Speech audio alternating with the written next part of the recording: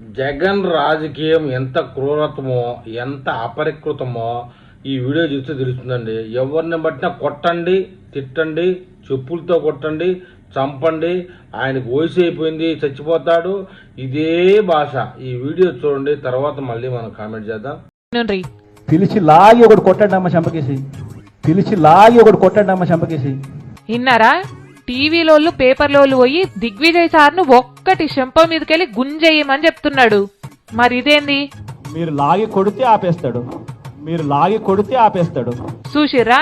మొన్న అదే మాట, నిన్న అదే మాట. చేయాల్సింది ఏమంటే చంద్రబాబు నాయుడు గారు ఎక్కడ కనపడితే అక్కడ చంద్రబాబు నాయుడు గారిని చెప్పులతో కొడితేనే.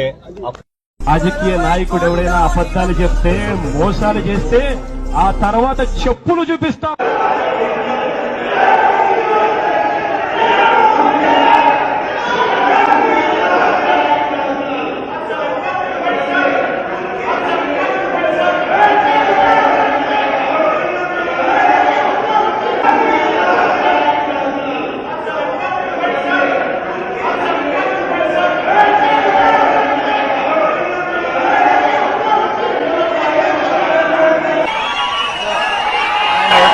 చెప్తున్నాడు చెక్కమనమని చెక్కమంటున్నాడు చంద్రబాబు గారు. జాగ్రత్త. ఒకటి 10 చెప్తున్నాడు చెక్కమనమని చెక్కమంటున్నాడు చంద్రబాబు గారు.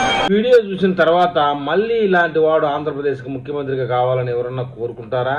అలా కోరుకుంటే వాళ్ళు కేవలం కుల పిచ్చి, మత పిచ్చి, ఇంకొక రకమైన పైశాచిక పిచ్చి ఉండేవాళ్ళు తప్ప రాష్ట్రం బాగుండాలి, అందులో మనం ఉండాలి, కుటుంబం బాగుండాలి, గ్రామం బాగుండాలి, మండలం బాగుండాలి అనే ఉద్దేశంతో ఉన్నవాడు కాదు.